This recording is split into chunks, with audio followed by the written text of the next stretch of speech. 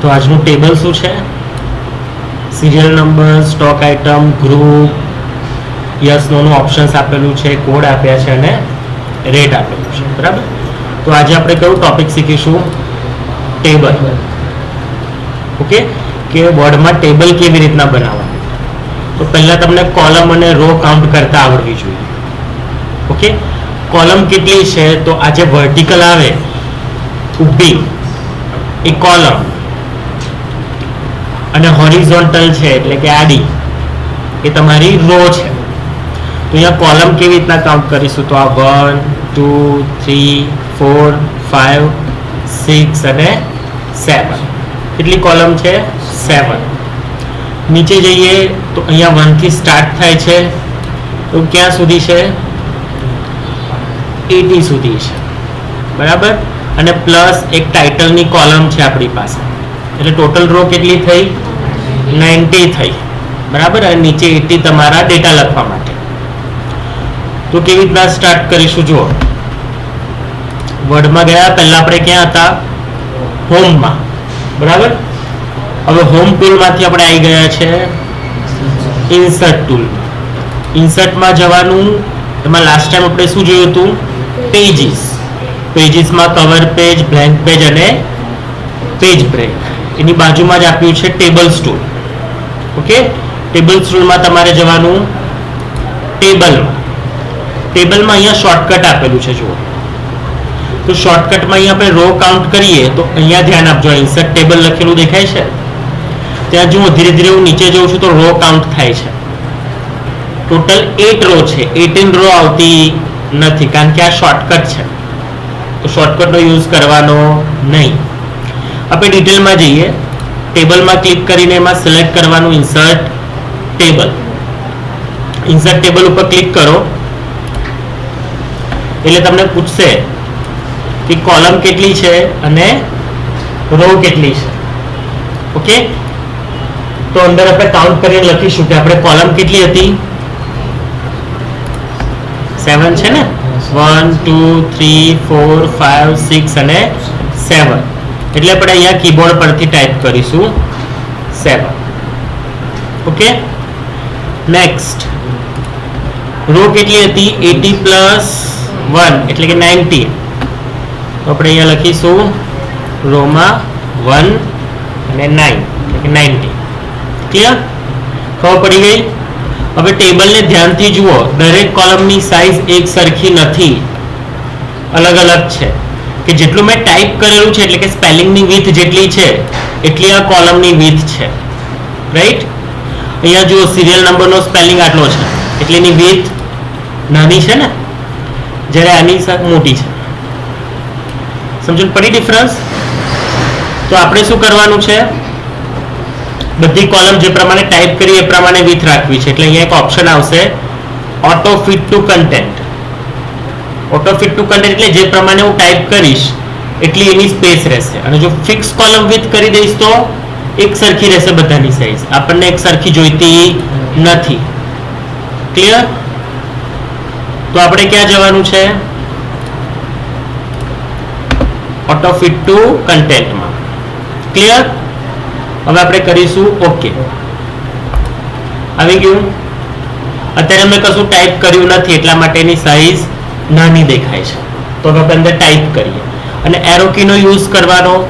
જો તમે અહીંયાથી રાઈટ સાઈડ જશો, રાઈટ એરો કીનો યુઝ કરીને તો રાઈટ મૂવ થશે. ડાઉન એરો કી યુઝ કરશો તો કર્સર ડાઉનમાં જશે. અપ એરો કી યુઝ કરશો તો ઉપર આવશે. એટલે લેફ્ટ એરો કીનો યુઝ કરીશું તો લેફ્ટ આવશે. ત્યાં શું લખેલું છે ધ્યાનથી જુઓ. SR ડોટ અને નંબર નીચે છે, તો આપણે પહેલા SR લખીશું, ડોટ લખીશું અને એન્ટર દબાવવાનું. થઈ ગઈ જગ્યા? NO dot. ક્લિયર? હવે એરો કીથી આપણે લેફ્ટ સાઈડ મૂવ થઈએ અથવા રાઈટ સાઈડ મૂવ થઈએ, અપ મૂવ થઈએ તો દરેક જગ્યાએ જઈ શકાય. જુઓ, નીચેનું લખવું હોય તો ડાઉન જાઓ. એટલે ફોર એક્ઝામ્પલ રાઈટ સાઈડમાં લખવું છે તો રાઈટ સાઈડમાં જાઓ. ફરી લેફ્ટ આવું છે તો લેફ્ટ એરો કીનો યુઝ કરીને લેફ્ટ આવી જાઓ. ક્લિયર? હવે પહેલા નીચેનું લખવું છે તો આપણે નીચે પણ ટાઈપ કરી શકીએ, જેમ કે 1 2. અહીંયા બુલેટની જેમ ઓટોમેટિક ના આવે કશું, તમારે ટાઈપ કરવું પડશે. ક્લિયર? હવે એની બાજુમાં જઈએ, ત્યાં મારે લખવું છે સ્ટોક આઇટમ. અહીંયા હું લખીશ stock item. Okay, next right side move થઉં છું. એના પછી લખ્યું છે ગ્રુપ, તો અહીંયા હું લખું છું ગ્રુપ. ફરી મૂવ થઉં છું, બરાબર. તો એવી રીતના નીચે પણ ટાઈપ કરી શકો છો કે ક્લોઝર, અહીંયા હું લખું છું ક્લોઝર. ઓકે, આવી રીતના ટાઈપ કરતા જવાનું છે. ક્લિયર થયું? નેક્સ્ટ જુઓ, આ નીચે એક ટ્રુથ ટેબલ આપેલું છે. અહીંયા દરેકની સાઈઝ એક સરખી છે, રાઈટ. પણ અહીંયા જુઓ રોલ નંબર અલગ છે, નેમ ઓફ સ્ટુડન્ટ અલગ છે, માર્ક્સ અલગ છે. તો આને મર્જ કર્યું કહેવાય. ઓકે, તો મર્જ પણ પોસિબલ છે. જેમ કે અહીંયા જુઓ એક ટાઇટલ આપ્યું છે, રાઈટ. એવી રીતના સેમ આપણા ટેબલમાં પણ ઉપર અહીંયા ટાઇટલ આપણે આપવું હોય, ટેબલ એવું લખવું છે મારે અહીંયા એક કોલમ એડ કરીને, તો પણ હું કરી શકું છું. હવે ધ્યાન આપજો, ટેબલમાં અહીંયા પ્લસનું બટન દેખાશે, જુઓ. તો એના પર ક્લિક કરવાથી કોલમ એડ થઈ જાય. અને રોમાં અહીંયા પ્લસનું બટન આપ્યું છે, ત્યાં ક્લિક કરવાથી રો એડ થઈ જાય. જેમ કે અહીંયા 1 ની ઉપર મને રો જોઈએ છે, તો અહીંયા હું પ્લસ પર ક્લિક કરી, જુઓ આવી ગઈ. જેટલી વાર પ્લસ દબાયા કરશો એટલી વાર કોલમ આવતી જશે, જુઓ. હવે મને નથી જોઈતી, જેટલી રો નથી જોઈતી એટલું સિલેક્ટ કરો. જો એક જ ડિલીટ કરવી હોય તો જસ્ટ ક્લિક કરી રાખો ખાલી. પણ જો આખું સિલેક્ટ કરશો આ રીતના, અને અહીંયા તમને ટેબલ ટૂલ દેખાશે ઉપર. જો ટેબલની બહાર ક્લિક કર્યું તો એ ટૂલ ગાયબ થઈ જશે. એટલે તમારે ટેબલની અંદર રહેવું પડે. સિલેક્ટ કરો, જેટલું ડિલીટ કરવું છે એટલું જ, વધારાનું નહીં. અને ટેબલ ટૂલમાં તમને દેખાશે ડિઝાઇન અને લેઆઉટ. આ બે ટૂલ આપણે શીખવાના છે, ડિઝાઇન અને લેઆઉટ. અહીંયા જે ડિઝાઇન દેખાય છે માઇક્રોસોફ્ટ વર્ડનું છે, ટેબલનું નથી. એટલે આપણે કયું ડિઝાઇન ટૂલ લેવાનું છે? ટેબલ ટૂલનું ડિઝાઇન. એવી રીતના અહીંયા લેઆઉટ ટૂલ દેખાય છે. આ કોનું છે? વર્ડનું. વર્ડ પર જે પેજ છે એનું લેઆઉટ. આપણે ટેબલના લેઆઉટમાં ચેન્જીસ કરવા હોય તો ટેબલ ટૂલનું લેઆઉટ. ક્લિયર? આ લેઆઉટમાં ઘૂસવાનું નહીં. ટેબલ ટૂલના લેઆઉટમાં ગયો, સિલેક્ટ કરેલી છે રો. અહીંયા તમને ડિલીટના ઓપ્શન્સ દેખાય છે. ત્યાં તમને પૂછશે કે શું ડિલીટ કરવું છે. એક નાનો બોક્સ ડિલીટ કરવો છે. સેલ એટલે આ ચોરસ જે છે એને સેલ કહેવાય. કોલમ મારે ડિલીટ કરવી નથી, મારે રો ડિલીટ કરવી છે, એટલે ડિલીટ રો. થઈ ગયું? ફોર એક્ઝામ્પલ એવી જ રીતના હું આ કોલમ સિલેક્ટ કરું છું 4, ડિલીટ. અને જો હું ડિલીટ કોલમ કરીશ તો મારી કોલમ પણ ડિલીટ થઈ જશે. ક્લિયર?